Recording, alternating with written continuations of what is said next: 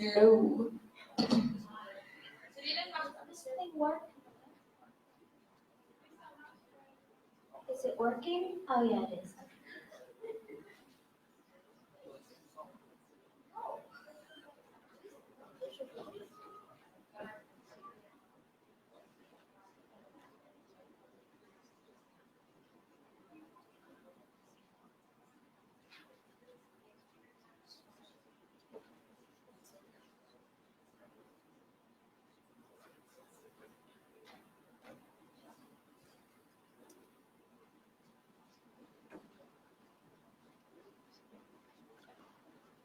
Super balance maintenant. C'est genre décadent presque. Hein? C'est presque décadent. Décadent? Presque décadent. Ah.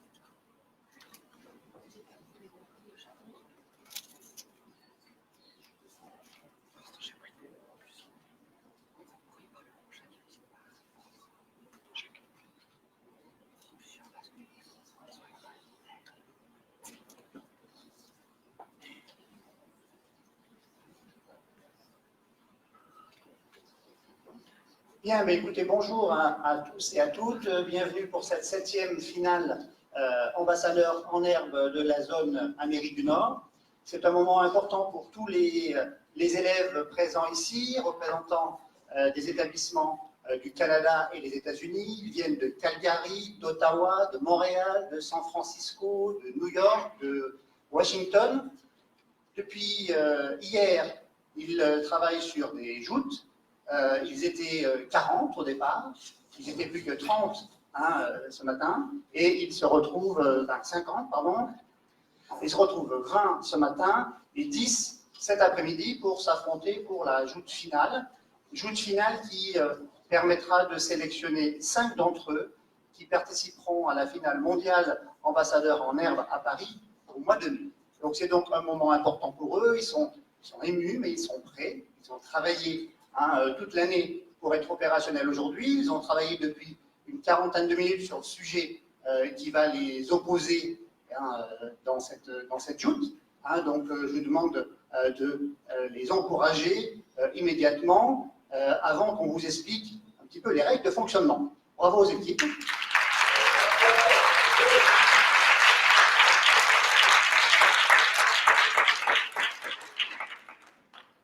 Alors cette joute ambassadeur en herbe fonctionne sur des modalités pratiques. Ségolène Merlet, qui est la cheville ouvrière de cette session, va vous présenter. Je réexplique parce qu'on a quelques invités de l'ambassade au niveau du déroulement. Donc, 3 temps qui gèrent un petit peu cette joute. Un premier temps d'exposé où on a des rôles très normés d'orateurs.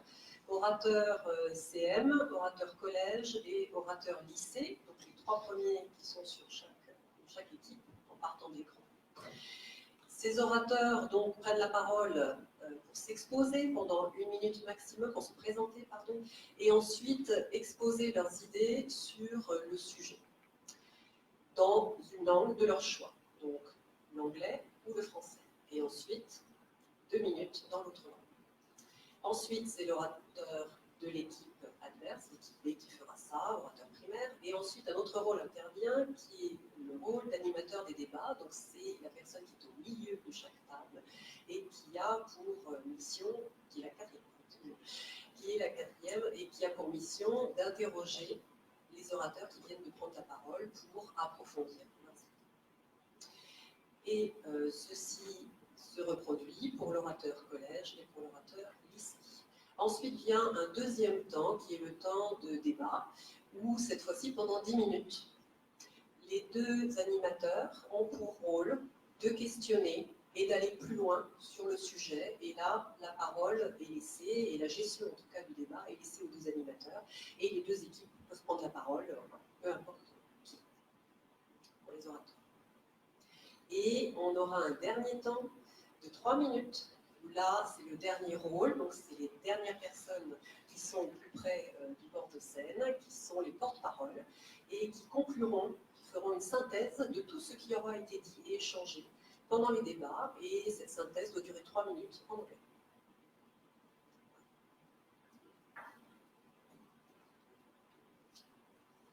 Bonjour. Donc moi je vais commencer par présenter donc, les élèves qui sont donc, sur scène pour cette dernière joute. Donc on va commencer par Amarante en CM2 du collège Stanislas de Québec, qui est très émue pour le moment. Clara, du lycée Rochambeau, oratrice collège, oratrice lycée Marguerite du lycée français de San Francisco,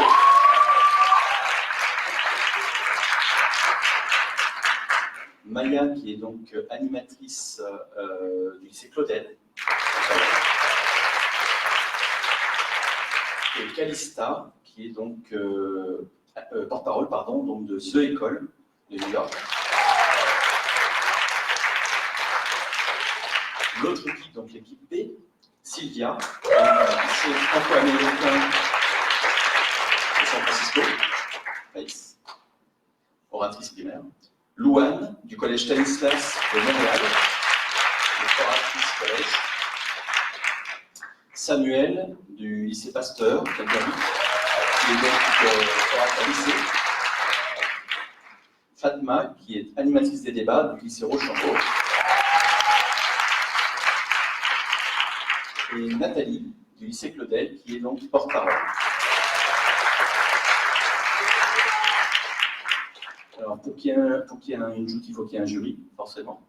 Donc, le jury va être présidé par Hervé Ferrage, qui est donc conseiller culturel adjoint de l'ambassade de France aux États-Unis.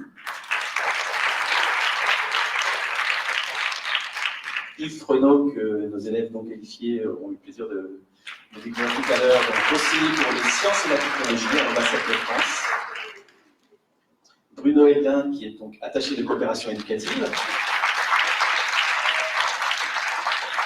Sophie Beaumont, l'inspectrice de l'éducation nationale à l'OFE de la zone Amérique du Nord.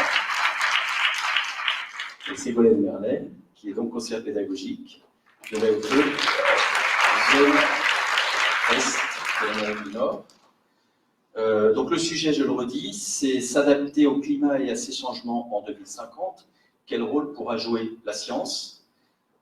Donc c'est moi qui vais tour à tour vous demander de vous exprimer, parce que le maître du temps, donc rôle qui est exercé par Ségolène Merlet, elle n'a pas le micro puisqu'il faut que vous l'ayez. Donc c'est moi qui vais vous dire tour à tour quand est-ce que c'est à vous de vous exprimer, etc.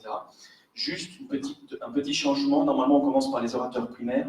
Là, on a décidé, vu l'émotion de nos orateurs du primaire, donc CM2, de commencer par les 2 oratrices de collège.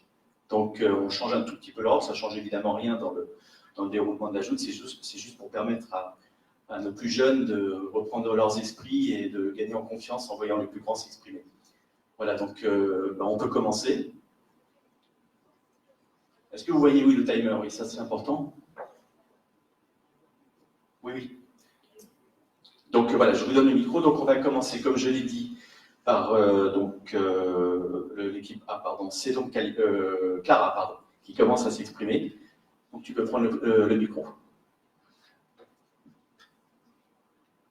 Good afternoon, everyone. My name is Clara Dries-Gross. I'm from Lycée Rochambeau, and today I'm going to be the oratrice collège for Team A.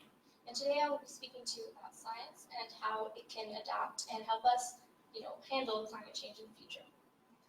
I'm going to start off in French. Aujourd'hui, des problèmes comme la pollution, la déforestation, le réchauffement climatique et la montée des eaux troublent notre planète. En 2050, on peut s'attendre à une intensification de ces problèmes et de ces difficultés si on ne fait pas de changement. Il est donc impératif de se poser la question: quel rôle pourra jouer la science pour gérer le climat en 2050? En première partie, je vais vous parler de l'innovation dans le domaine de l'alimentation pour conserver les ressources naturelles.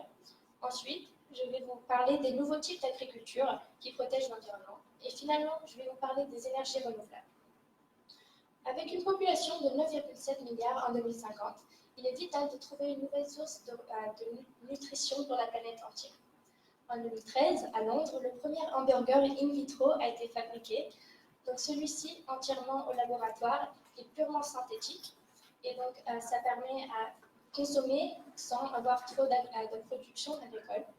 Ensuite, des pilules et des doses nutritives ont déjà été créées et sont en train d'être perfectionnées par des scientifiques. Et celles-ci permettent la même chose, de s'alimenter et d'absorber des nutriments sans avoir une trop forte production agricole. Ensuite, on va parler beaucoup d'agriculture durable dans le futur. Donc, ce sont des systèmes qui permettent de protéger l'environnement en utilisant moins d'organismes génétiquement modifiés et d'engrais et de pesticides.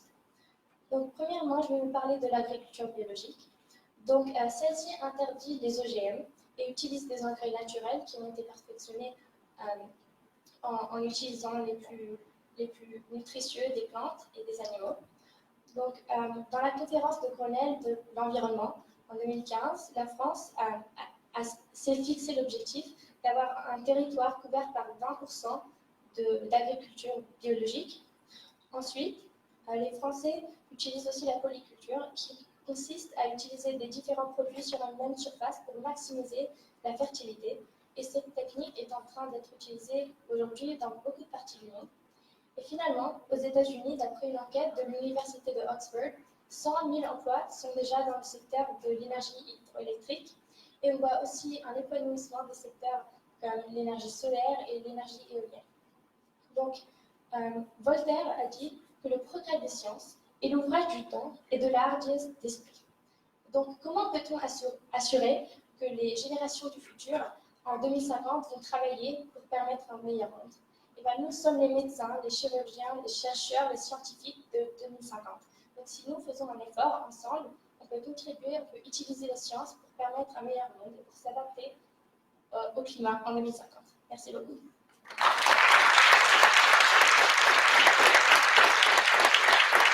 Sarah, maintenant, tu peux passer à tes 2 minutes en anglais.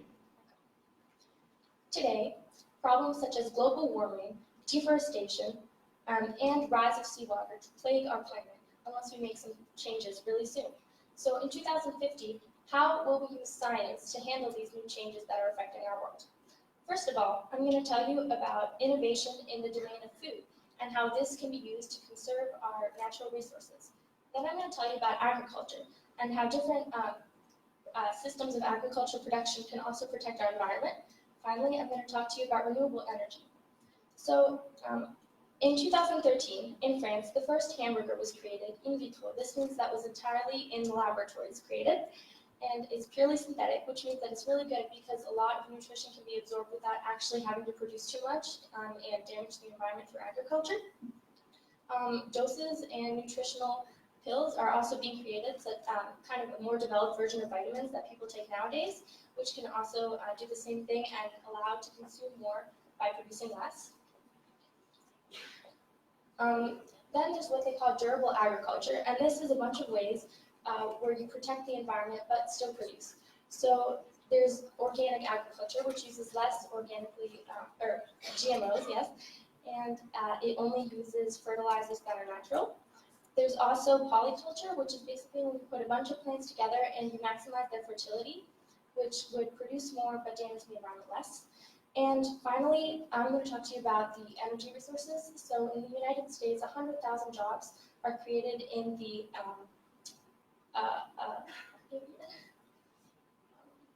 a windmill sector, and solar panels and hydraulic energy is also being used. So Voltaire once said that scientific progress is the fruit of hard work and time. So we, because we are the doctors, the scientists, the surgeons of 2050 can assure by working hard to have a great outcome and use science to protect our climate and our world. Thank you very much.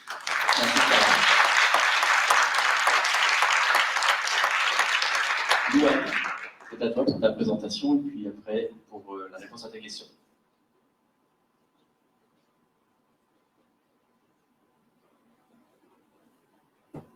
I have a dream, just like Martin Luther King did. And my dream is that in 2050, we will have a better world. And I hope that all the ideas that we will bring today will help to build this better world. My name is Louane Biquin, and I'm a student at Collège Stanislas of Montreal in 2nd Sem. I'm 12 years old, and I decided to participate to Ambassadeur Honneur because I really like debates, and also because I did it last year and I had so much fun that I just had to do it again. This year's topic is Science and Society, the World in 2050. It really interests me because I'm curious about the future and every decision we make impacts our lives. By participating to Ambassadeur Honneur, I want to send a message that will hopefully make a difference in the world of 2050. Et tu as 3 minutes donc maintenant pour répondre à la question. Bonjour, je m'appelle Louane et aujourd'hui on m'invite à réfléchir, à m'exprimer, puis à débattre sur le sujet s'adapter au climat et à ces changements. Quel rôle pourra jouer la science en 2050? Le climat en 2050, à quoi est-ce qu'il va ressembler? Il y aura sûrement beaucoup de pollution, la fonte des glaciers, la déforestation, et si on continue comme aujourd'hui, il y aura encore plus de plastique que de poissons dans l'océan. Mais ce n'est pas le monde que je veux en 2050. C'est pourquoi je pense qu'il faut faire quelque chose maintenant pour changer le monde de demain. Et c'est là que la science va nous aider. Comme le dit une citation, l'avenir sera vert ou ne le sera pas. Je pense donc qu'il faut construire un monde écologique en 2050. Il y a des des plaques inventées par des ingénieurs britanniques qui transforment l'énergie, et pas des humains, en une énergie, en électricité. Donc peut-être qu'en 2050, si on installe ces plaques partout, on pourrait produire toute notre énergie écologiquement. Il y a aussi une île aux Canaries qui s'appelle El Hierro et qui produit toute son énergie toute seule, écologiquement aussi. Si toutes les îles étaient comme ça résoudrait un gros problème de pollution à cause de l'électricité. Peut-être qu'en 2050, ce sera possible. Il y a aussi le Hyperloop One de Elon Musk qui a déjà été construit et qui est écologique et beaucoup plus rapide que les trains normaux. Peut-être qu'en 2050, il sera accessible à tous, puisqu'un voyage coûte entre 60 et 80 $. Donc tout le monde y aurait accès et ça résoudrait un gros problème qui est celui de la pollution par les voitures. Enfin, il y a des scientifiques qui ont mis au point une sorte de viande à base de protéines végétales. Cela nous permet donc d'avoir toutes nos protéines sans tuer d'animaux. Et ça résout aussi un problème plus ou moins climatique, puisque l'élevage bovin a besoin de beaucoup d'eau et beaucoup de nourriture. Donc, je pense que pour s'adapter au climat en 2050, on a besoin de construire un monde écologique. Merci, Louane. Alors, maintenant, c'est 2 minutes en anglais. So, in 2050, how will the climate be? There will be a lot of pollution and a lot of deforestation, I think. But that's not the world I want. So I think we need to act now to change the world of tomorrow. And that's where I think science will help us. I think we need to build an ecological world and produce all our energy by ourselves and ecologically. There is an island named El Hierro that is completely independent about her energy. Maybe in 2050, all the islands could be like this, and it would resolve a big problem of pollution. There is also Elon Musk's Hyperloop One that is ecological too, and it's accessible to everyone because it's not too expensive. And if we could use it, I think it would also resolve the problem of car pollution. So I think that to adapt to the climate in the world of 2050, we need to build an ecological world. Thank you. I hope that my message and my dream will make a difference in the world of 2050.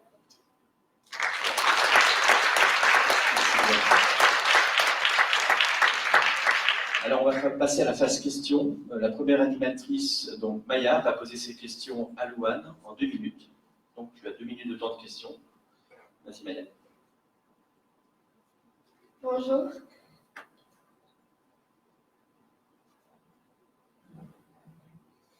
Alors, merci beaucoup à tous les membres du jury honorable et à tous les membres de l'audience aussi.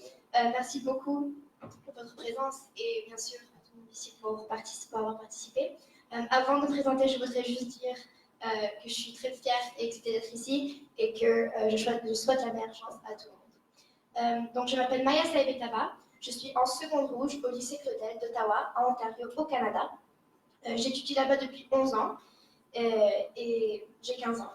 Aujourd'hui, je vais être la modératrice pour l'équipe A. Merci beaucoup. Alors, merci beaucoup à Louane pour son discours très intéressant. J'ai juste quelques questions, des clarifications à vous poser. Ok, ma première question c'était par rapport à la pollution plastique. Donc vous avez un peu touché dessus, mais je pense que c'est un problème très important dans le futur ça va être une problématique qui va être évoquée de plus en plus. Donc est-ce que vous pouvez nous dire un peu quelle technologie pourrait nous aider avec la pollution plastique? Parce que vous avez parlé des transports, etc. Mais pour ça, qu'est-ce que vous pensez? Pour résoudre la pollution du plastique dans les océans, mais aussi sur la Terre, je pense qu'il va falloir inventer des technologies qui pourraient... je ne sais pas si on arrivera à tout nettoyer, mais je pense que ce qu'il faut surtout faire, c'est essayer de limiter les emballages de plastique parce que c'est terrible le nombre qu'il y en a parfois pour rien et ça pollue énormément. Plutôt utiliser les emballages réutilisables et aussi en carton ou en matière recyclable pour justement les recycler et beaucoup moins polluer. Merci beaucoup pour cette réponse. Oui, le temps est déjà terminé, les 2 minutes. Oui. Fatma maintenant. Fatma, pardon. À toi de poser ta question à, excusez-moi, Clara. Donc tu as 2 minutes, pareil, pour poser tes questions à Clara. Vas-y, Fatma, à toi. Bonjour à tous et à toutes.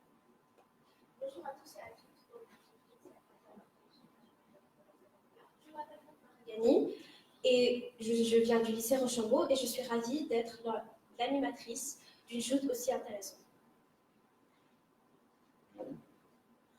Donc Clara, tout d'abord merci pour ton discours. Tu nous as parlé de l'alimentation, c'est bien ça? Et de l'alimentation in vitro. Est-ce que je peux te demander qu'est-ce que c'est que l'impact et surtout le lien avec le climat et ses changements? Merci beaucoup. En fait, les animaux et l'élevage produisent 40 fois plus de gaz à effet de serre que les plantes. Et donc, si on peut limiter l'élevage et produire de la viande dans les laboratoires, on aura moins de cette pollution de cette façon. Merci beaucoup. Donc, cela veut dire que tu penses que l'agriculture, telle qu'on la connaît aujourd'hui, est un danger pour le climat? Oui, je pense que certains aspects de l'agriculture, notamment les pesticides et les engrais artificiels, peuvent endommager le climat et endommager l'environnement, ce qui contribue à un endommagement du climat. D'accord. Et donc, une des solutions que tu as proposées, c'est l'agriculture biologique, c'est bien ça? Oui. Mais est-ce que cette agriculture va-t-elle nous permettre de nourrir le monde entier, qui sera de 9 milliards de personnes en 2050? Donc, je pense qu'il faut faire un mélange de certaines manières de faire la cultivation. Donc, prenant en compte les problèmes et les difficultés du climat, je pense qu'il est important de changer la façon l'agriculture à l'agriculture biologique, même si peut-être c'est un peu plus lent à cause du manque d'engrais artificiels. Merci beaucoup. Merci. Alors, place aux orateurs du primaire, oratrices, pardon. Du primaire. On va commencer donc par Amarante. Donc Amarante, tu te présentes et puis ensuite tu réponds à la question. Et on t'écoute Amarante. Bonjour, je m'appelle Amarante Langlois. J'ai 11 ans. Je suis très contente et stressée de me tenir devant vous aujourd'hui. Participer à Ambassadeur en Air, pour moi, est une expérience très intéressante parce qu'elle te permet d'exprimer tes opinions, d'écouter les opinions des autres et surtout d'apprendre. J'aime la paix et le respect de la terre. Je suis quelqu'un qui veut essayer de comprendre les problèmes et donc d'essayer de trouver des solutions à ces problèmes. Je n'aime pas la violence ni donc la guerre. En participant à Ambassadeur en Air, j'ai pu évoquer des sujets auxquels je n'y avais jamais pensé, comme les OGM, les médicaments ou l'intelligence artificielle. Ce sont tous des sujets très intéressants et je trouve que ces sujets sont très importants pour l'éducation de la société. Merci. Merci Amarante. Maintenant tu peux répondre à la question, tu as 3 minutes. La question était s'adapter au climat et ses changements en 2050. Quel rôle pourra jouer la science? Alors moi je trouve que la science pourra faire des choses dans plusieurs domaines qui nous aidera avec la pollution et le changement climatique.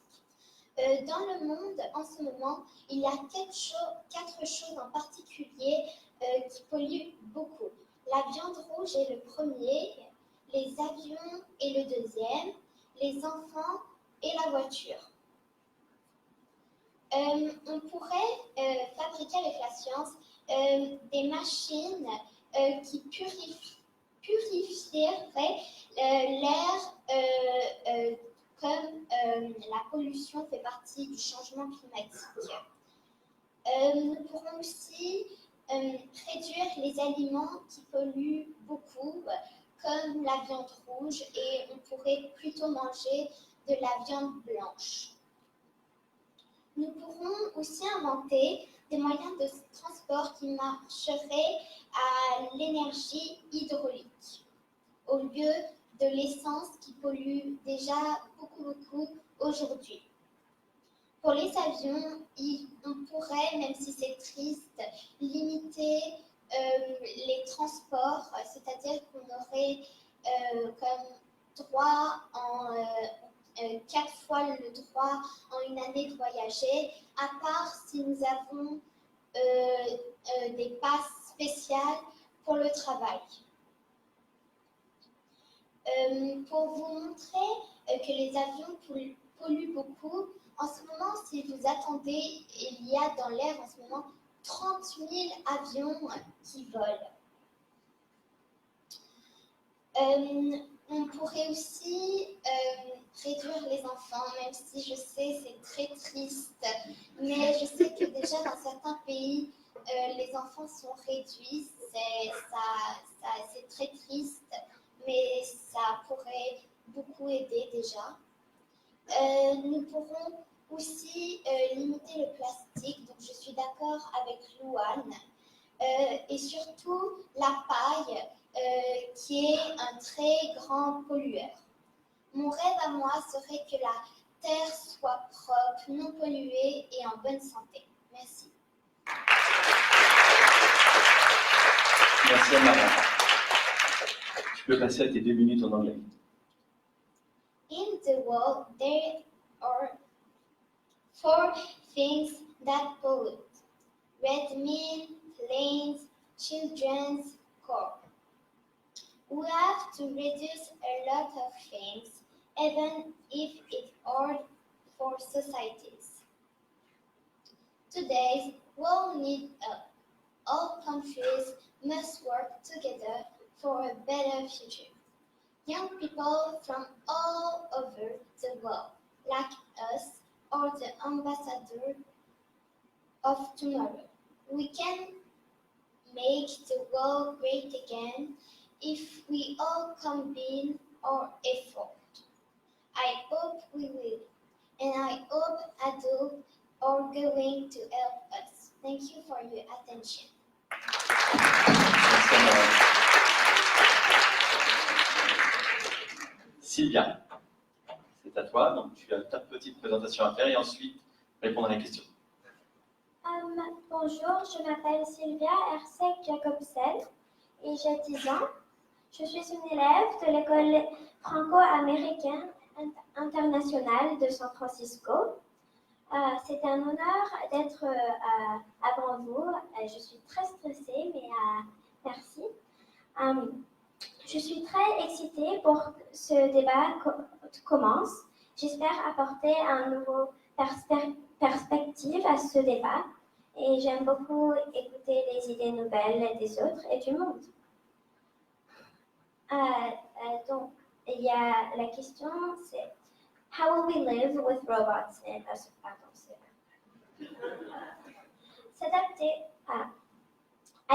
S'adapter au climat et à ces changements en 2050. Quel rôle pourra jouer la science?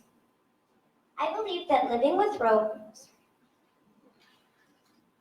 I believe that climate change is going to be one of the hardest things to adapt to in 2050. But I also think that science and new advanced technology will make it possible for us to adapt. such as artificial intelligence and robots, may help us to adapt and fix this terrible problem that we are stuck in.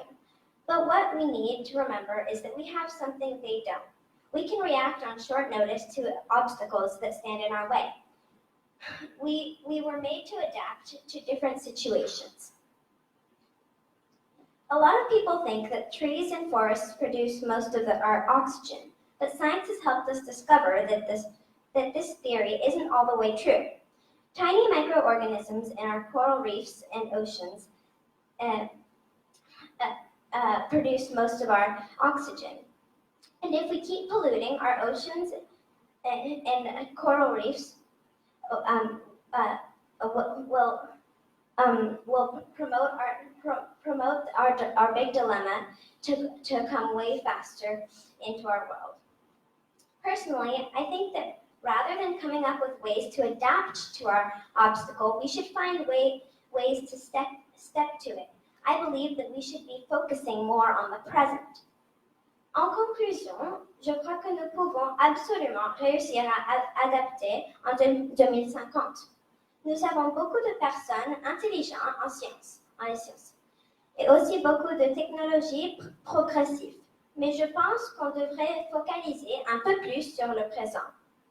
Je voudrais, avant que je laisse la parole à mes autres collègues, je veux partager une petite une citation. Yesterday is the past, tomorrow is the future, and today is the present. Today is a gift. That's why we call it the present. Merci. Merci.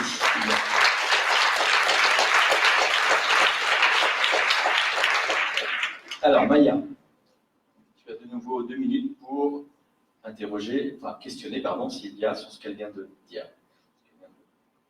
Merci beaucoup à Sylvia pour son discours. Je vais juste poser quelques clarifications des questions. Alors, ma première question, c'est par rapport au début de ton discours, quand tu as évoqué que les robots et l'intelligence artificielle pouvaient nous aider à lutter contre le changement climatique. Est-ce que je peux te demander comment exactement est-ce que l'intelligence artificielle peut nous aider? Oui, je crois que les robots pour nous aider, comme si quelqu'un a essayé de fabriquer un robot qui pourrait aller sous l'eau et prendre tous les plastiques dans l'eau. J'ai entendu un de mes amis m'a raconté que il y a un monsieur qui trouve des plastiques dans l'océan. Il a fabriqué une île avec tous les plastiques qu'il a trouvés dans l'océan. Et donc, je crois que les robots pourront nous aider avec ce projet. Merci beaucoup pour cette réponse. La prochaine question, c'est par rapport aux océans, parce que vous avez évoqué que c'est l'un des endroits les plus importants à protéger à cause des planctons qui produisent de l'oxygène. Et vous avez évoqué comment c'est important de les protéger, mais comment exactement est-ce que ces océans sont pollués? Par les bateaux, ils sont pollués par les bateaux. Des fois, est-ce que vous connaissez Amazon? Presque toutes les choses qu'on achète d'Amazon, ça vient par bateau et ça pollue nos océans et donc ça va être très dangereux pour nous en 2050, je crois. D'accord, merci beaucoup pour votre réponse.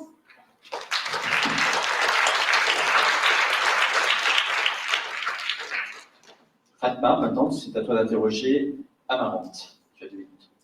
Donc, Amarante, tout d'abord, merci pour tous ces changements que tu proposes. Mais j'ai d'abord une toute première question, c'est est-ce que tu penses que tous ces changements que tu viens de dénoncer peuvent avoir lieu en 30 ans, donc en 2050?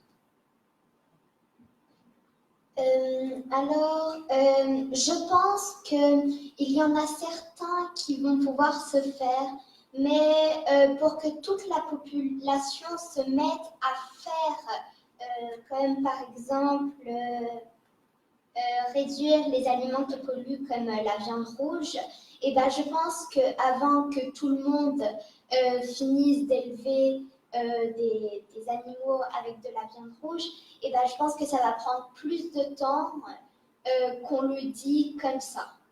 D'accord, merci. Et aussi, tu nous as parlé de réduire le nombre d'enfants. Quel est le lien avec le changement climatique exactement? Le lien, c'est que les enfants polluent beaucoup, pas que les enfants, mais les êtres humains. Et il va sûrement avoir de la surpopulation. Et la surpopulation, dans le temps quand même, mais la surpopulation amènerait encore plus de nourriture à manger comme la viande rouge, ou plus il y a de naissances, plus ça pollue, et comme le changement climatique est entre autres causé par la pollution, eh bien, je trouve que ça a un lien. D'accord, merci beaucoup. Merci.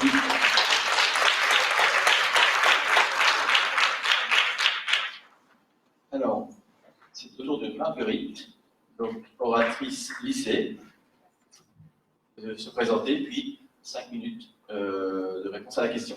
Allez, Marguerite. Bonjour, je m'appelle Marguerite Gilbert, je suis du lycée français de San Francisco, situé en Californie, aux États-Unis. Tout d'abord, avant de commencer, je voulais remercier mon équipe, donc Irad, Madame Leloir, Arthur, Chouchan, aussi Vidal et Leila. Je ne serais pas ici si ce n'était pas pour vous. Je me suis éclatée dans cette expérience. Merci beaucoup.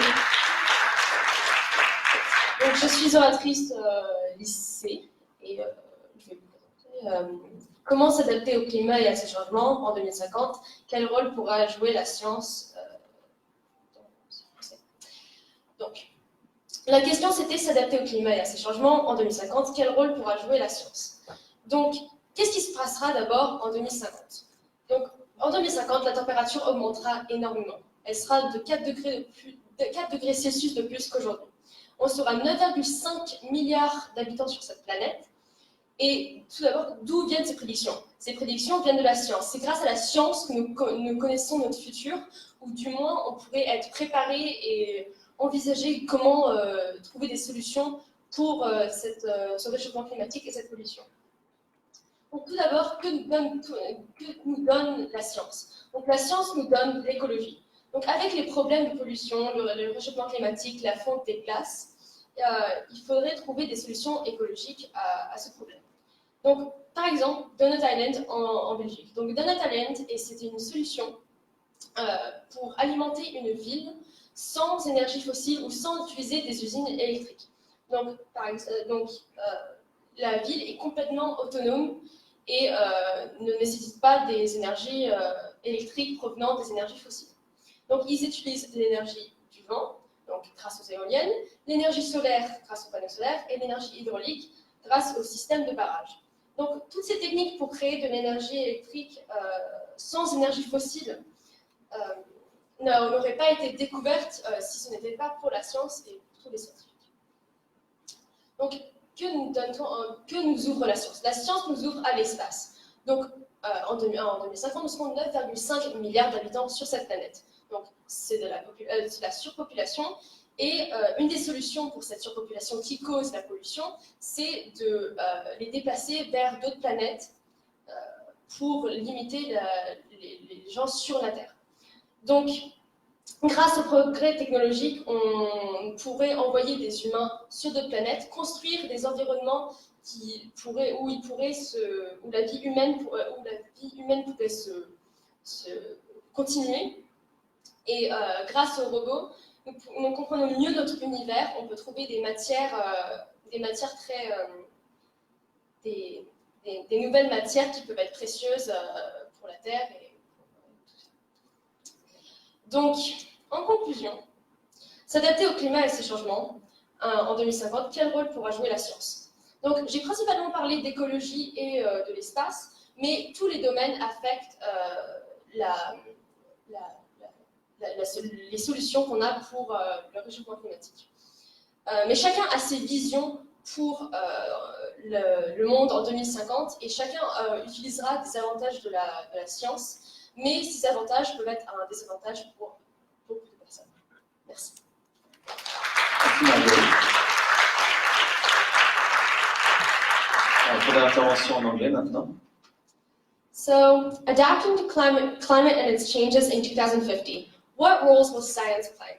So, what will happen in 2050? The temperature is increasing. In 2050, our temperature will be 4 degrees Celsius more than it is today. So there will be 9.5 billion people on this planet, and we will be confronted to problems like climate change and pollution.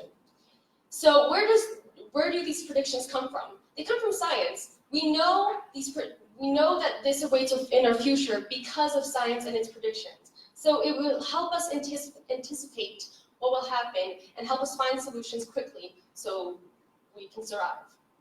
So science gives us ecology. So with pollution problems, we need to find ecological solutions to limit our pollution. So, for example, Donut Island in Belgium. So Donut Island is a solution to help to make a city completely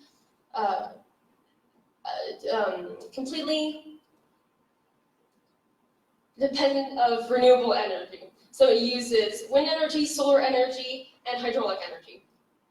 So science also gives us space. So space is a solution for overpopulation, which leads to the pollution.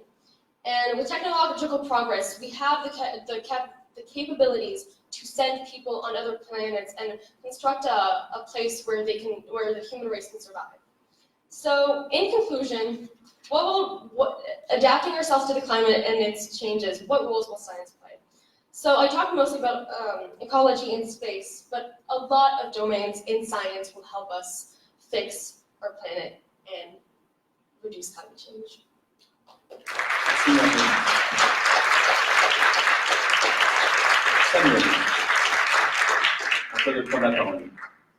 Hello, my name is Samuel Karski. I'm from Calgary, Alberta, representing the Lycée Louis Pasteur. I am here because I hope to see the day 2050 comes around, if all goes well. So I think it's important that we discuss and see what the future may hold for us in terms of anything from scientific to technological to medical to biological innovations, and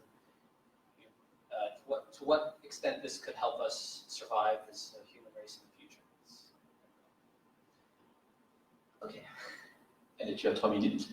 Okay, so this idea of climate change is sometimes, we have to understand that it doesn't just come from global warming. It's a bigger issue, such as can come from acid rain, which causes ocean acidification, which is a big problem because it is will essentially shrink the size of fish because of, it won't shrink them, but it will allow smaller fish to survive better, which causes a smaller number of fish, which provides a lot of protein, as we all know, to the planet. We have to understand that this is in direct correlation with how much fossil fuels have been used in the last 100 years. We see that with an increase of the use of fossil fuels, we also see that there's an increase in the how acid oceans are. It is this is due because ocean acidification is when CO2 mixes with water, causing essentially is increasing the acidity of the ocean, which is, as I said, can destroy coral reefs and kill thousands of fish, eliminate entire species, as it's been proven. On top of that, I think that we haven't quite found a real solution to combat global warming. I think that it's been told, but these are unrealistic changes for 2050. They all cost money and require lots of manual labor with people that are extremely qualified, which we just don't have. So we have to first use these new scientific innovations. The first thing we should do before making a solution is finding one, because in order to make it, we have to find it, as obviously. So I think once it's been found, we can then begin to pool resources in some of the world's top scientists to come together and find a real economically interesting solution to fight climate change and how we will further survive. Because, you know, it's not the first time the world has come together to try to solve a global problem. After the Second World War, the UN was created, and I think humans need to realize that our lives are still at risk. And if you put it into that perspective, I think real change can happen.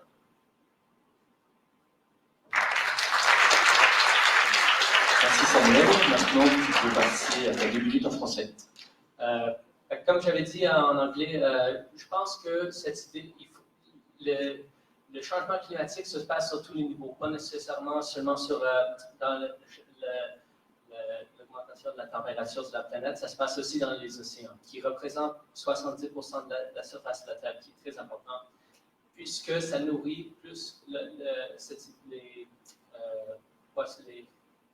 poissons et tout ce qui vient de la mer nourrit une très grande partie de la population. Donc, il faut savoir que c'est un très grand problème avec l'acidification des océans. Comment nous pourrons combattre ce problème? C'est premièrement limiter l'usage des ressources non renouvelables, puisqu'ils émettent une grande quantité de CO2, puis qui augmente l'acidité des océans et le pH dans ces océans.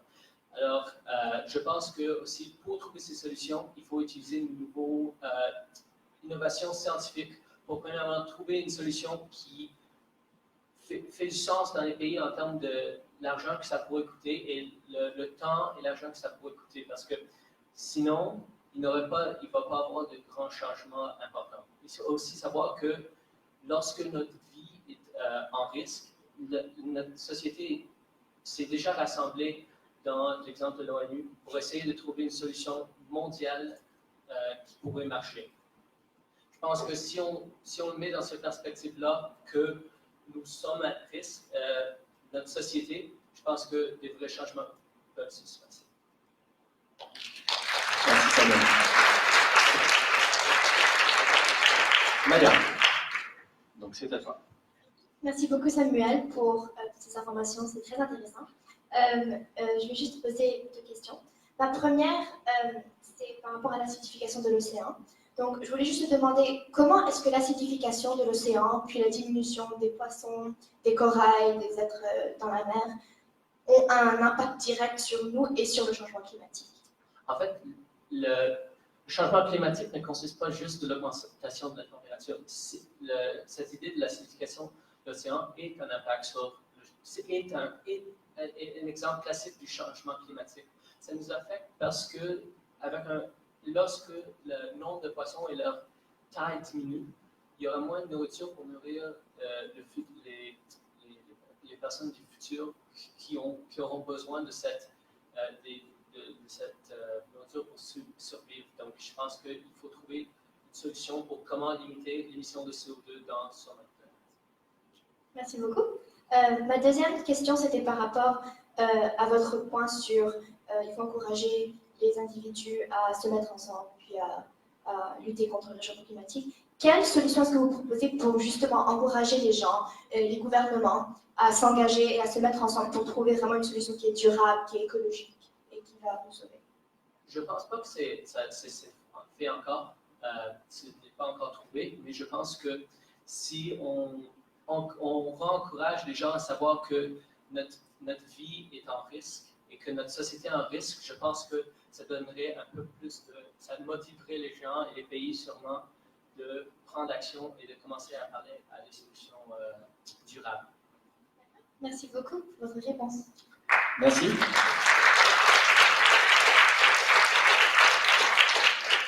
Alors, Fatma, à toi de poser tes questions, donc à Marguerite. Tu as 2 minutes.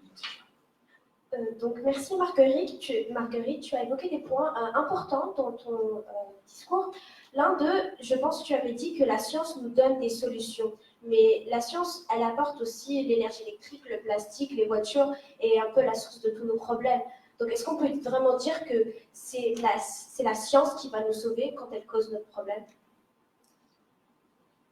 Ça dépend vraiment On a les capacités de découvrir plein de choses et en fait, ça dépend de comment on utilise ces informations. Les gens, ils peuvent utiliser ces informations différemment que d'autres. Donc, oui, on est là, on est ici à cause de la science, mais après, on pourrait l'utiliser pour s'en sortir ou en tout cas l'aider. D'accord, merci beaucoup. Et tu as parlé d'un voyage dans l'espace pour la surpopulation. Donc, mais les voyages de l'espace, donc les navettes qui quittent notre planète, c'est pas un peu néfaste pour notre planète au niveau de la couche d'ozone et donc qui risque un peu d'impacter le climat et le changement climatique? C'est pas clair? Non. Désolée.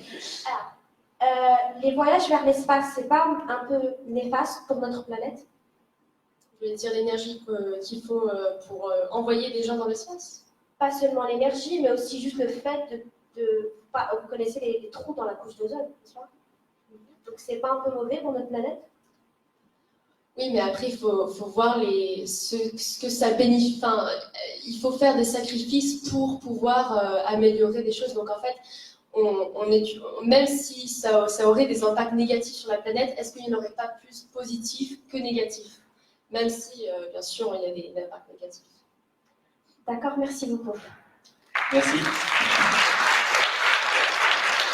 Alors, la phase exposé est terminée. Donc, on passe à la phase débat. Donc, pendant 10 minutes, c'est les deux animatrices, Fatma et Maya, qui vont animer ce débat en interrogeant tour à tour les élèves, en relançant le questionnement. Donc, on va commencer par l'équipe A. Donc, Maya, tu peux lancer ce débat. Merci beaucoup. Aujourd'hui, pendant cette joute et pendant les joutes auxquelles j'ai participé, il y a beaucoup de débats sur la technologie, la science, etc. Mais puisque la société est aussi un facteur très important dans notre thématique, je demande plutôt dans l'aspect sociétal, quelles contestations et quels conflits pourraient être engendrés par cette avancée dans la technologie et la science pour sauver notre planète.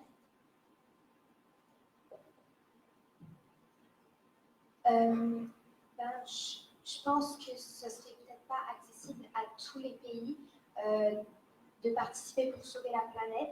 Il y en a qui ont déjà du mal à nourrir et à loger leur population. Alors je pense pas qu'ils pensent en ce moment à faire moins de pollution. Ils font passer leurs besoins vitaux avant la planète. Donc, je pense que ça pourrait engendrer des conflits. Et qu'est-ce que tu penses, par exemple, ces conflits? Il y aurait des protestations, des manifestations, des conflits entre pays. Je pense qu'il y aurait plus des conflits entre pays. Les pays riches et développés, on reprocherait aux pays pauvres de ne rien, de faire passer leurs besoins vitaux avant la planète. Mais moi, je trouve ça compréhensible.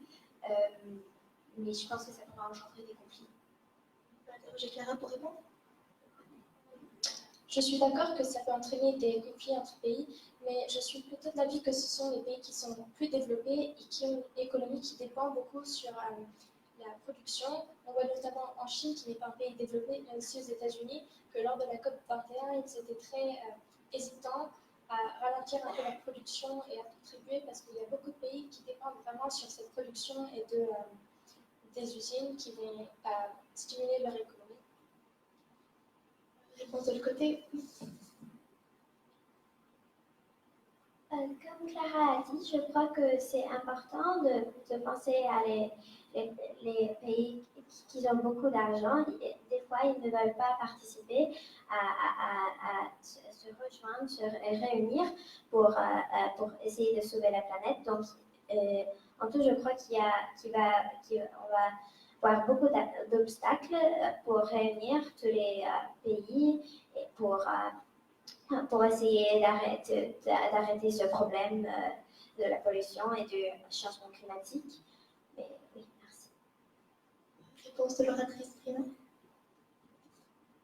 Je pense qu'il y aura beaucoup de sacrifices à faire pour essayer de sauver notre planète et la changer, et la purifier et tout ça. Mais je pense qu'il y en aura qui ne seront pas d'accord avec les sacrifices. Donc il y aura sûrement des manifestations et peut-être ça pourrait même engendrer une guerre, on n'en sait rien. Ou peut-être ça va engendrer aussi de la violence. Et donc, voilà, je pense que ça amènerait effectivement des conflits. Et j'étais aussi d'accord avec Sylvia et Clara qui disaient qu'il y aurait sûrement les pays plus riches et sûrement plus développés qui ne voudraient pas forcément participer à essayer de sauver notre planète. Donc ça serait aussi un autre conflit qui se développerait. Oui, Samuel. Je pense aussi que peut-être la solution ne se trouve pas en éliminant complètement les ressources non renouvelables. Ils ont des autres, ils émettent beaucoup de gaz à effet de serre, mais je pense que si on trouve une façon de faire de telle sorte que leurs émissions sont plus basses, peut-être c'est ça qu'il faut commencer avec avant parce qu'il y a beaucoup de pays qui dépendent sur ces ressources non renouvelables. Donc peut-être la première affaire à faire, c'est trouver une façon de diminuer leur taux d'émission avant de trouver des solutions qui changent des pays entiers à se transformer complètement et des pays où ils utilisent seulement des ressources renouvelables. Oui, Marguerite, et ensuite je pense qu'on peut passer à la question de Fatima. On pourrait prendre aujourd'hui l'exemple des Gilets jaunes.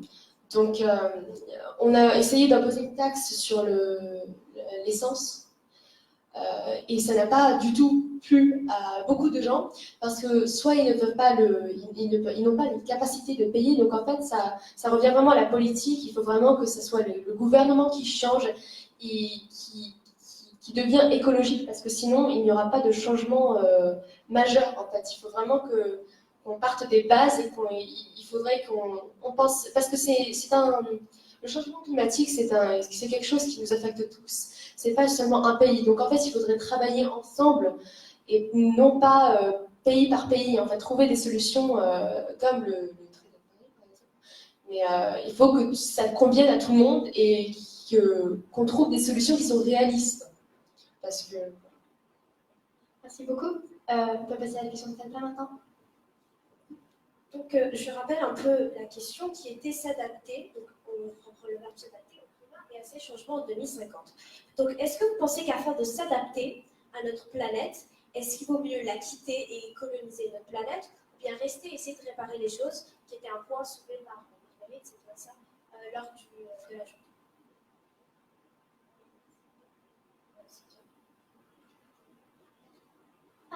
J'aime beaucoup l'idée de rester sur notre planète et essayer de trouver une solution pour le problème que la science et les humains ont causé. Donc, peut-être, j'ai une idée, peut-être que nous, parce que notre planète, elle est en fait parfaite pour nous, mais nous avons un peu la détruit. Nous avons détruit notre planète un peu. Donc, c'est un peu depressing qu'on peut pas, qu'on veut aller sur une autre planète quand on a une planète parfaitement bien, mais on a juste des problèmes que nous devons essayer de trouver une solution. Merci. Marguerite. Si on prend 2050, en 2050, on n'aura pas de solution de quitter cette planète. On aura la capacité d'envoyer des gens en espace, mais on n'aura pas la capacité d'amener toute une population, vers une autre planète. Donc en fait, il faut trouver des solutions, ou en tout cas, il faudrait prolonger la vie de notre Terre le plus possible. Ce n'est pas possible de juste tout quitter. De toute façon, on a besoin de cette Terre pour créer ces capacités de partir, mais c'est aussi, on ne peut pas juste amener tout le monde vers un autre endroit. Ce n'est juste pas possible. Les gens qui, si avec les capacités que nous avons aujourd'hui, les gens qui vont en espace ont une capacité physique et mentale très forte et très forte. Oui.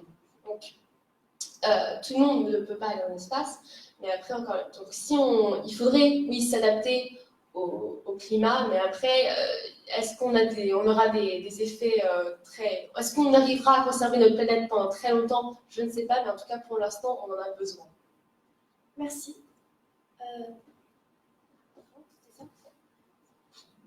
Je suis d'accord avec Marguerite sur le fait que ça sera sûrement pas tout de suite qu'on pourra amener toute notre population sur une autre planète parce que c'est presque impossible.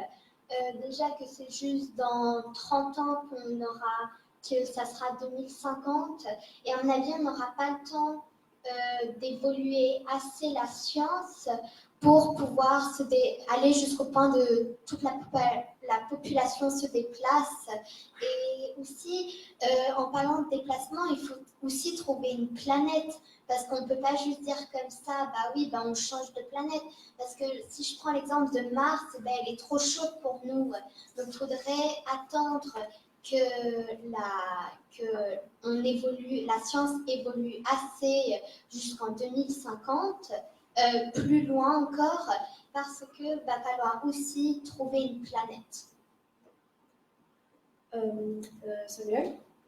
Je pense aussi qu'on peut-être on irait dans la direction où au lieu d'investir, je pense que si on prendrait moins de temps d'investir tout ce temps et cet argent à l'exploration spatiale, je pense en investissant ce temps et cet argent à une solution, à une recherche et une solution durable, efficace et pas chère à sauver notre planète, je pense que les pays devraient fortement considérer cela avant d'envoyer des hommes sur une autre planète qui n'est pas vivable pour le moment. Donc, je suis vraiment désolée, mais on arrête, on a passé. Merci beaucoup à tous. Merci. C'est pas très intéressant. 10 minutes de plus, finalement, ça n'aurait pas été utile.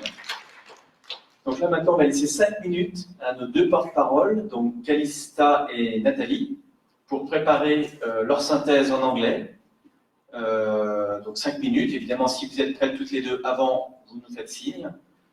Mais vous sachez que vous avez donc 5 minutes, en tout cas, quoi qu'il arrive.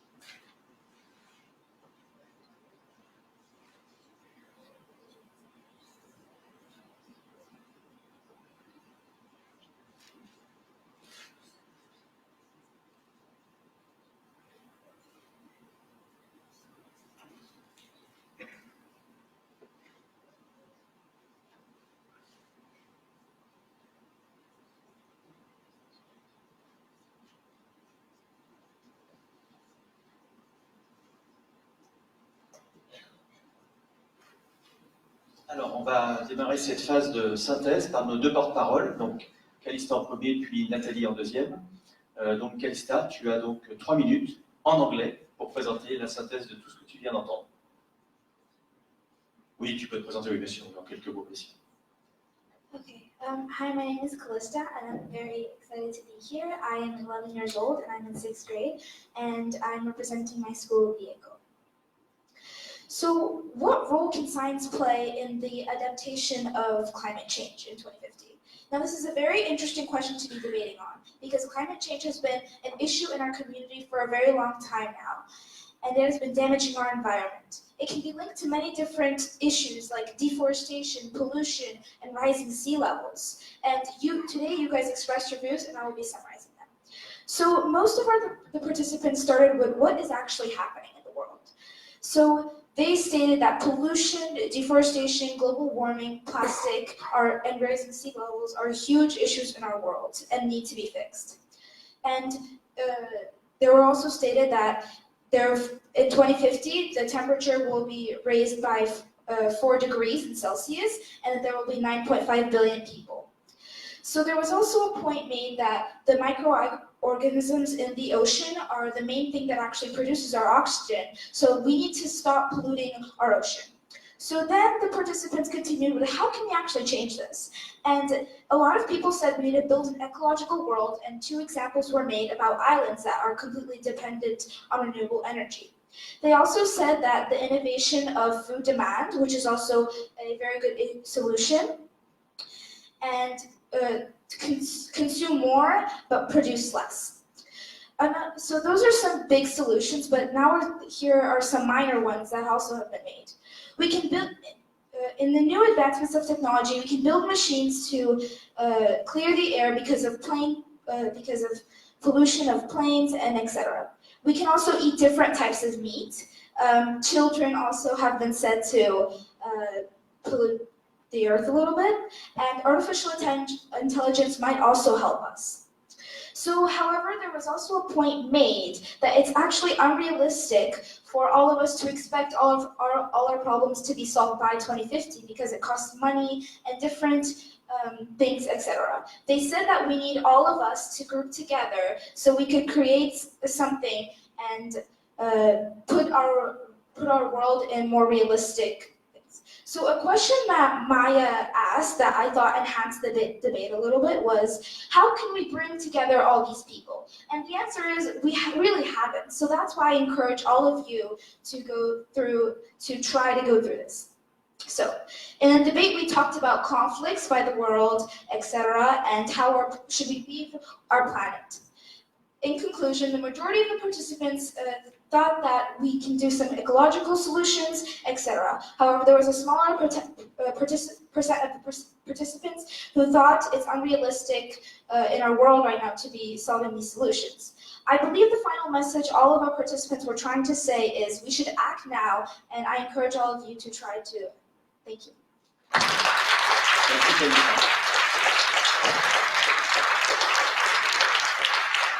Nathalie, à ton tour, 3 minutes.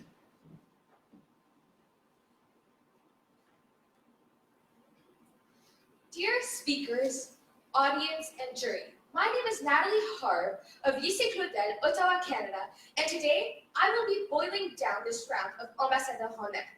Today, the question that was put forward in this round is adapting to the climate and to the changes in 2050. What role can science play?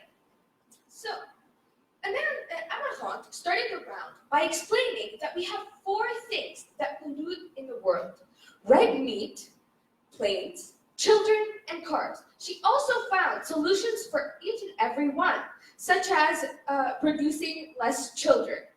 Next, Sylvia began by explaining that climate will be a hard thing to adapt to, but science will help us do that. She talked about the acidification of oceans and how important our oceans are to us. After that, Clara talked about nutritional innovations, specifically about food created in laboratories, agriculture, durable agriculture and polyculture, renewable energy using water, wind, and sun. Luan mentioned that we need to build an ecological world. And to do that, we need to produce our own energy in an ecological way and use transportation that is efficient and green. Margaret then pointed out that science helped us predict this and will help us fix this. She also talked about exoplanets and how if we can't fix our planet, we can move and find exoplanets. Finally, Samuel showed us that science won't only help us find a solution, but it will also help us create the solution. He used the example of the oceans as well. Okay, so now thanks to our amazing moderators, Maya and Fatma, terms and ideas were clarified. Okay, so now for the famous 10-minute debate. Through refutation, construction, and reconstruction, a lot of information was brought up. First off, the first question was what conflict can arise when we try to save our planet? The main thing was the conflict between less developed countries and developed countries.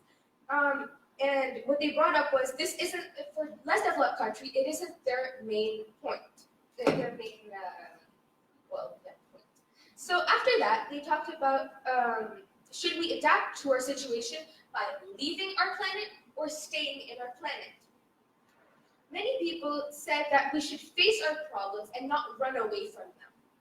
But others also said that we can't really realistically move out of our planet until we find an exoplanet where there is water in the 3 states: liquid, gas, and ice. So, thank you all for a wonderful debate. This was really interesting, and you guys are actually great. Thank you.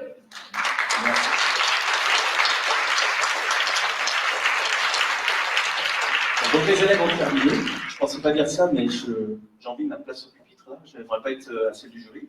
On va donc demander à l'honorable jury, c'est ce qui a été dit, donc de se retirer pour pouvoir délibérer et donc choisir les 5 meilleurs d'entre vous qui iront représenter la zone Amérique du Nord à Paris.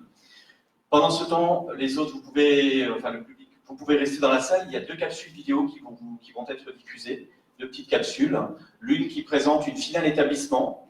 Il se trouve que c'est la finale établissement qui a eu lieu dans mon établissement entre le collège, enfin entre les 2 campus de Québec et Montréal, puisque Stanislas c'est à la fois Québec et Montréal. Ah ben finalement quelqu'un la lance. Je sais pas qui a mis. Donc voilà, ça vous présente le déroulement d'une finale établissement telle que nous la faisons à Québec et Montréal, puisque ce sont 2 campus qui sont séparés de 300 km et qu'on envoie 5 élèves issus des 2 établissements. Donc voilà.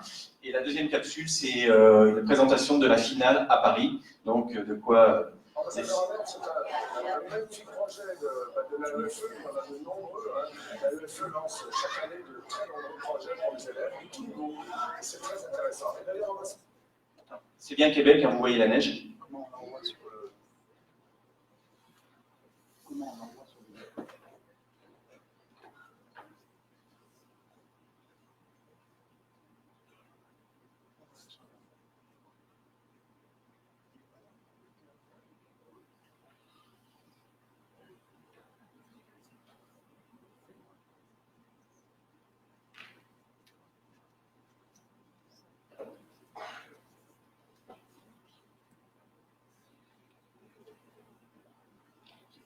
De l'AEFE, il y en a de nombreux. L'AEFE lance chaque année de très nombreux projets pour les élèves de tout niveau. C'est très intéressant. Et d'ailleurs, l'ambassadeur en herbe est un projet qui réunit tous les niveaux. Ça, c'est vraiment très très sympa. Et donc, dès la première année, je pense que c'est il y a 7 ans, le collège Texas a participé tout de suite avec des élèves de Montréal pendant 2-3 ans. Et là, effectivement, il était temps qu'on fasse ce bel alliage Montréal-Québec. Et donc, il est bien en marche depuis 3 ans maintenant. Et on a des élèves de Montréal et de Québec qui forment l'équipe et qui représentent le collège Texas à travers les autres compétitions. Près de 40 élèves de toute l'Amérique du Nord qui vont se retrouver à Washington. Et donc 5 de chez nous iront à Washington, à cette finale Amérique du Nord. Et puis après, la finale de Washington, on verra 5 élèves d'Amérique du Nord à Paris. Donc ça veut dire qu'on appartient au réseau de tous les établissements français du monde. Donc c'est pour ça que pour moi c'est important, au-delà de l'aspect pédagogique, de savoir parler en public, on sait que c'est une compétence aujourd'hui indispensable. Mais en plus, on appartient à un réseau et on y participe. Je pensais qu'ambassadeur en herbe, ça pouvait m'aider à développer mon oral et aussi mon jugement personnel sur les choses qui nous entourent. Grâce au débat, et ça peut faire changer les idées avec du gouvernement, des idées des présidents, donc le débat est très important pour moi. Parce que donner son avis, ça va être là dans toute ma vie, et donc il va falloir que je donne mon opinion pour mes études, pour mon travail. Alors, ça fait vraiment partie de la vie. Et pour moi, c'est important aussi de donner mon avis, parce que si tu donnes pas ton avis, ça peut te jouer des tours, comme on disait. Ça va pas forcément tout le temps aller dans ton sens si tu dis jamais rien et que tu laisses tout le temps les autres faire à ta place. Et moi j'adore le débat parce que depuis que je suis tout petit, moi j'aime la politique en fait. Et donc depuis que je suis tout petit, avec mes parents, lors des soirées électorales, on regarde les débats ou les débats des chefs par exemple. Et donc je pense que ça joue une grande part dans ma vie, le débat. Parce que j'aime beaucoup les débats et j'aime aussi beaucoup parler à l'oral, même si des fois je suis un peu timide. Donc je vais un peu développer ça pour être plus à l'aise. Alors moi, ce qui m'impressionne d'abord, c'est d'abord le niveau de langue de nos jeunes, au-delà de la qualité des arguments. Ils sont capables de passer du français à l'anglais vraiment de façon tout à fait naturelle. Et puis effectivement, dans la qualité des arguments, de leur réflexion, vraiment je suis impressionné, mais c'est vraiment, après, c'est au niveau de l'engagement. Je trouve que parler comme ça devant un jury, en public, c'est quand même pas donné à tout le monde. Et moi, je trouve que la qualité est vraiment au rendez-vous et je suis vraiment fier de eux. C'est un exercice qui va être très très bien dans un curriculum vitae plus tard pour d'autres études, des études supérieures. Mais personnellement, pour ensuite être un agent de changement dans la société, je pense qu'on va avoir des élèves et des jeunes qui vont avoir un rôle vraiment important à jouer.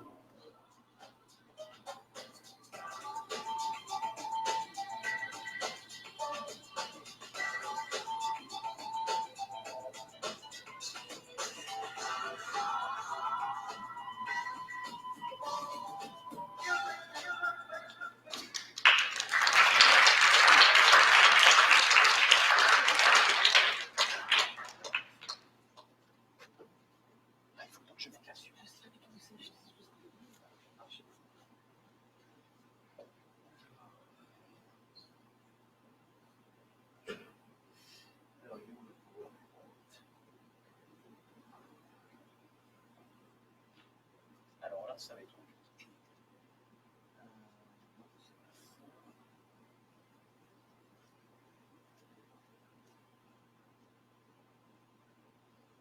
comment on fait pour voir les autres vignettes? Là, je ne connais pas du tout. Oui, non plus. Comment on fait pour voir les autres? Il y avait le... je sais pas, c'était dans le PowerPoint. Et là, je ne vois pas les autres posts en fait. Ah, d'accord. Alors, je vais passer comme ça. Bon, on est à la fin.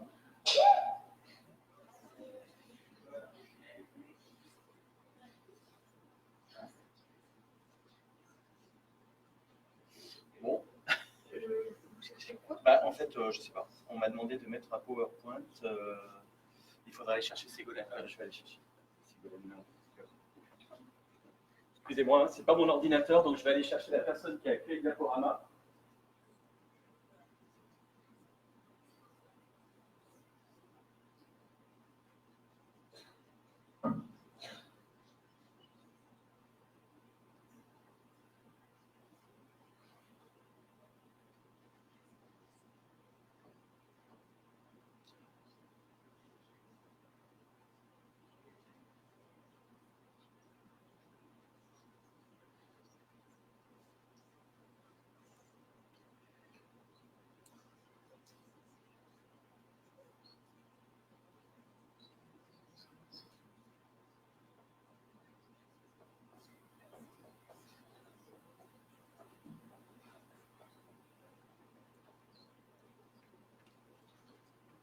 Alors, on m'a expliqué une procédure, je ne suis pas sûr de pouvoir la respecter.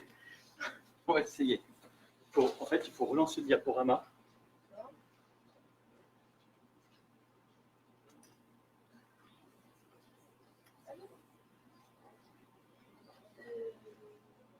Celui-là.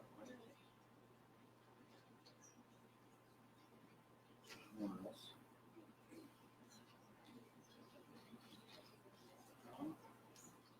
Ah voilà, c'est ça. C'est bon. Après, je sais.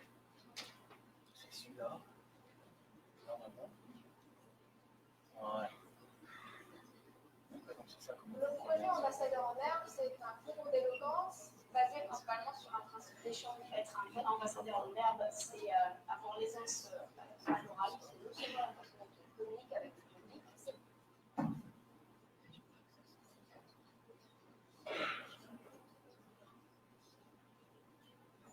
Ah oui, enfin, c'est sur le bureau 2. Ah, il faut le placer là-bas. Attends, je vais savoir. Vas-y. Ah, c'est pas possible.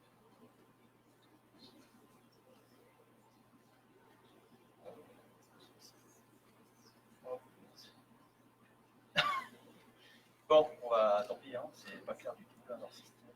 Je ne sais pas comment on réduit ça. Comment tu réduis ça? Bon, c'est bon. Ok.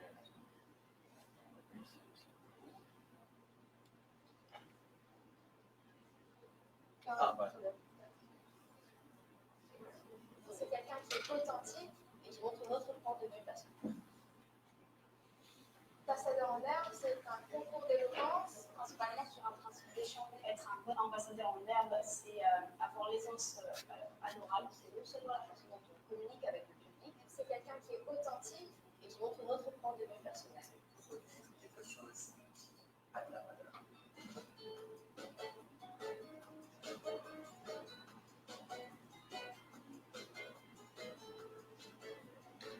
je pense à raconter quelque chose. Je veux très bien rentrer dans la passation de médecin de public. Tout est possible, d'accord? Mais il faut que c'est du sens.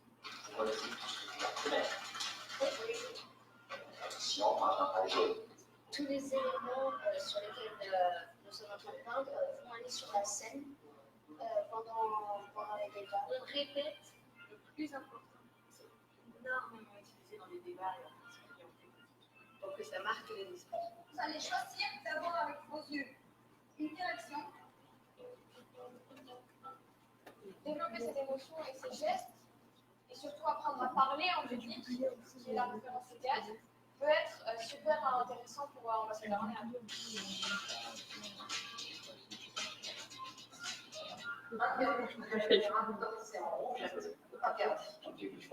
D'accord. Et La deuxième, les JRUFE, les jeunes reporters internationaux, ils sont venus déjà couvrir l'événement. Donc ils sont là pour faire de captation en direct, vidéo et radio. Donc c'est vraiment le journalisme web 3.0. Hein. Ils filment, ils enregistrent, ils montent et ils écrivent.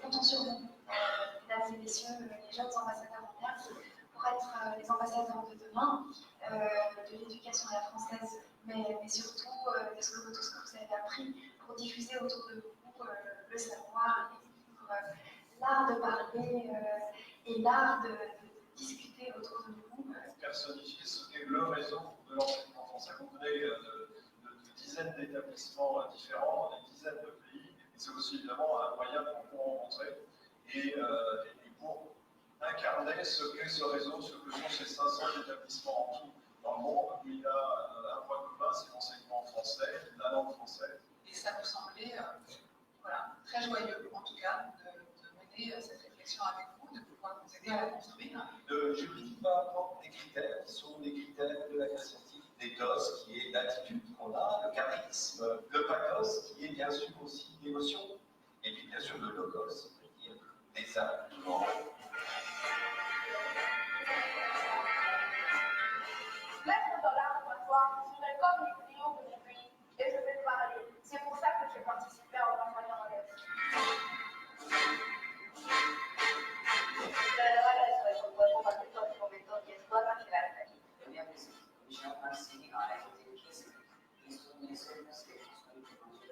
Ambassadeur en herbe เยาวชนสมาคมกรุงเทพเยอรมันที่คิดเป็นยังไงหนูอาศัยและเติบโตที่ประเทศไทยในกรุงเทพมหานครตั้งแต่เกิดนะคะ La problématique à laquelle on répond en tant qu'orateur, c'est-à-dire que pensez-vous de la vie culturels et artistiques dans votre pays, ville et établissement.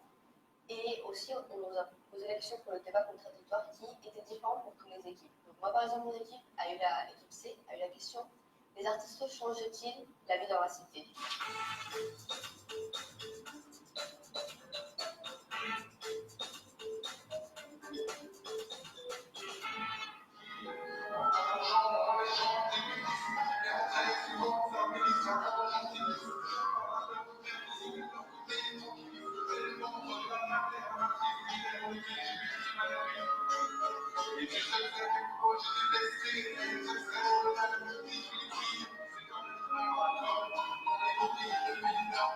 Moi-même, je suis issu de l'art et romain.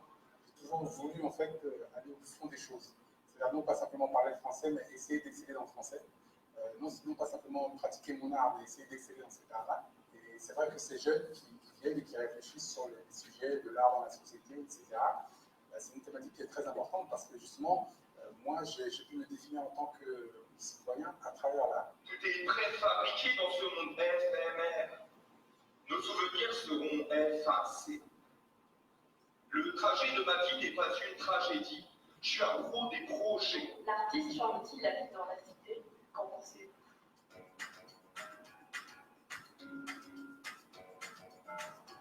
Nous sommes là aussi pour donner la parole externement, diriger le débat. Vous êtes la distinction entre écriture et littérature, si j'ai bien compris. J'étais animateur de débat. Mon rôle consiste à appeler des orateurs sur la scène qui vont présenter leur exposé. Et donc, il faut être très attentif pour leur poser des questions ensuite. Et surtout, en fait, c'est de bien animer un débat pour que le public prenne plaisir à être là au Paris Villette et à regarder notre 6e édition d'Ambassadeur.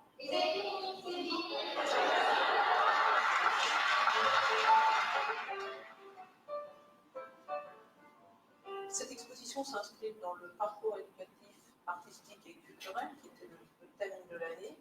Les participants s'échelonnent de la maternelle à la terminale. On a des œuvres individuelles, nous avons également des œuvres collectives. On a une œuvre de Nairobi qui a été réalisée par plus de 100 élèves, par exemple. Et donc, ces œuvres sont le résultat de tout ce travail, de toute cette réflexion.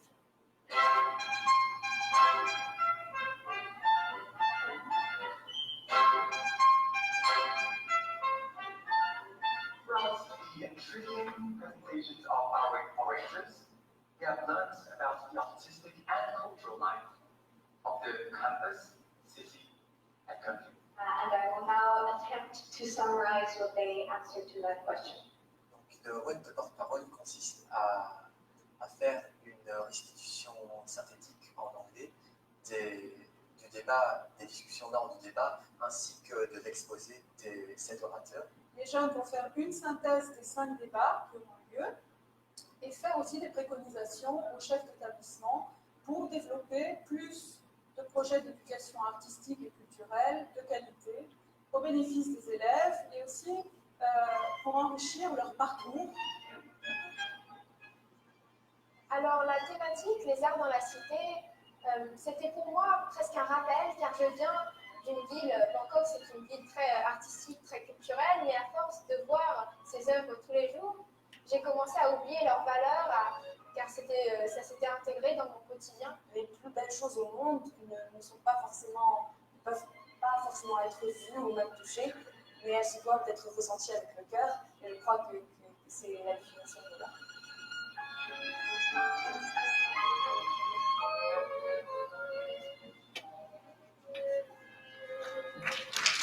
Voilà.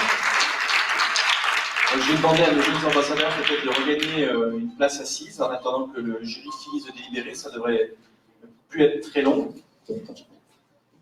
Et ensuite, je laisserai la parole au jury. Donc là, pour l'instant, vous avez quartier libre. Vous éloignez pas trop parce qu'il ne devrait pas tarder à arriver. Merci.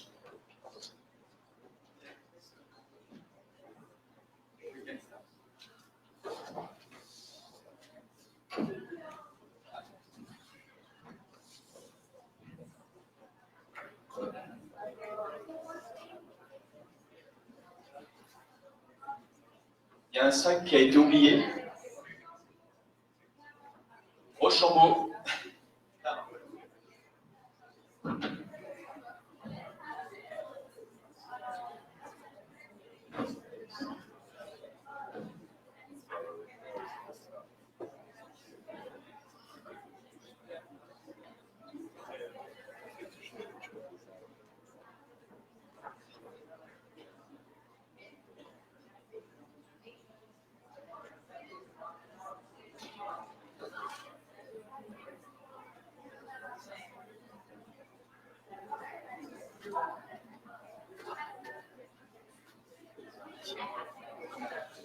que vous pouvez? Voilà, super, sur ce poste-là. Il y a les...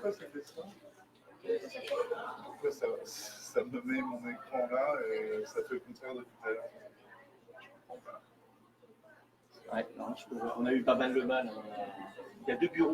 Vous savez, il y a deux. C'est peut-être plus à ça. Il y a un bureau 1 et un bureau 2. Vous savez. C'est normal, je ne connais pas.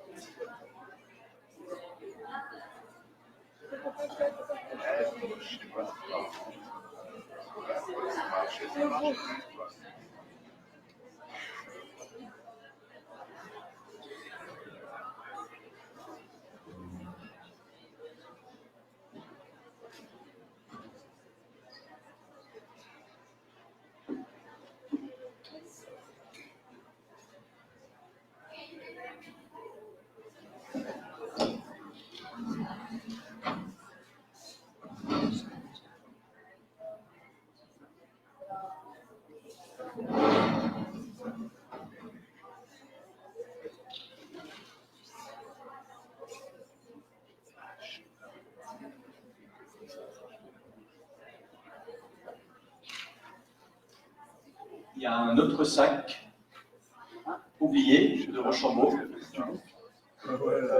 C'est quand tu es sur le deuxième écran. Ça fonctionnait tout à l'heure. En haut, quand tu es en présentation, tu peux switcher ton écran directement. Dans les références. Non, fais ta présentation. Voilà. Ouais, vas-y, présente-la. Ouais, là comme ça. Et regarde, si tu vois sur l'écran, sur l'autre écran, en haut, tu vois tout en haut le troisième, celui-là qui est juste dessus. Ouais, voilà. Celui-ci. Ouais, normalement, ça te change ton écran. Voilà. On est sauvé. Heureusement que tu étais là. Hein, parce que sinon, moi, je vais laisser comme ça. Attends. Celui-là, je suis Tout à l'heure, ils ont essayé de mettre un truc qui les a fait fumer l'écran.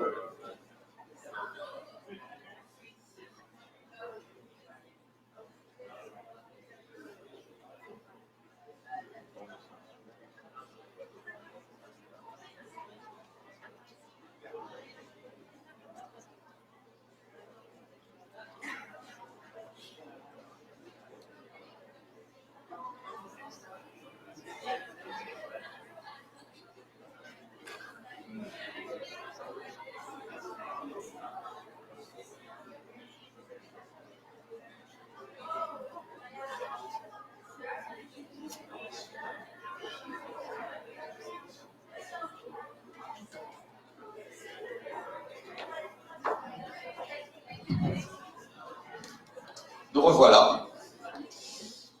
Donc encore une fois, nous souhaitions collectivement vous remercier pour la qualité de vos performances respectives. La délibération n'a pas été sans discussion, elle était rapide mais vive. Donc ceux qui sont retenus par avance, je les félicite. Ceux qui, et c'est la règle du jeu, n'ont pas pu l'être, c'est pour diverses raisons.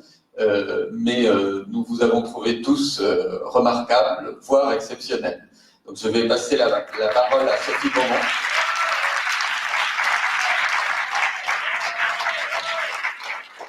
Je vais passer la parole à Sophie Beaumont qui va vous annoncer donc le palmarès. Bien, donc pour l'année 2019, ambassadeurs en herbe pour la zone Amérique du Nord des établissements AEFE seront à Paris pour nous représenter. Comme oratrice primaire, Amarante Langlois, Collège Stanislas.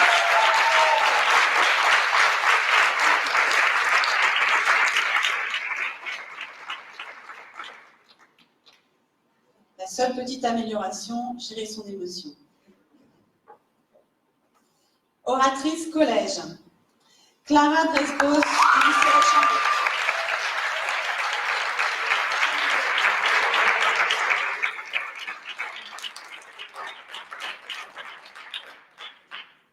Orateur lycée, Samuel Pekarski, lycée de Pasteur, Calvados.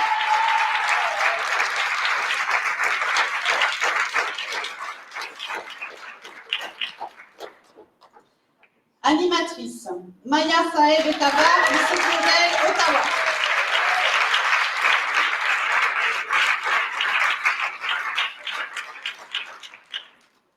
Porte-parole, Calista Kim, lycée École Lyon.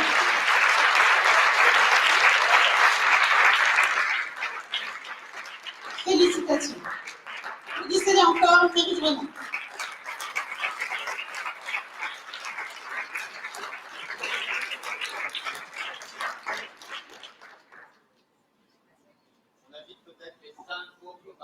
On va inviter voilà, tous les finalistes, les 5 autres participants, si vous voulez bien nous rejoindre sur la scène pour clore la journée.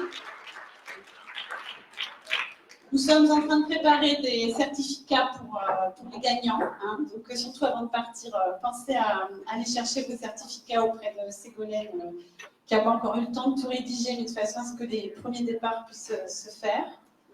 Et on va pouvoir faire la photo de fin de cette session qui a vraiment été extraordinaire, comme toujours, mais c'est toujours un moment vraiment émouvant où on voit le résultat du travail. Nous allons remercier tous les professeurs de ces établissements, 9 établissements de la zone, Canada, États-Unis.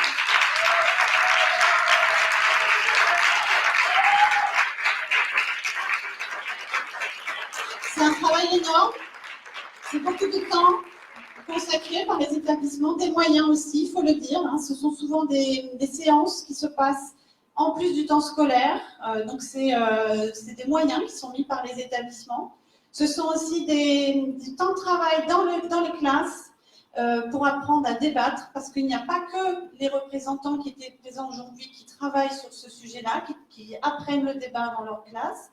Ce sont tous les élèves des établissements qui apprennent à débattre. Ça fait partie de l'éducation morale et civique, qui est quand même une spécificité des programmes français. Nous en sommes fiers. Nous apprenons à nos élèves à avoir un esprit critique. Et ils l'ont très bien démontré aujourd'hui. Félicitations.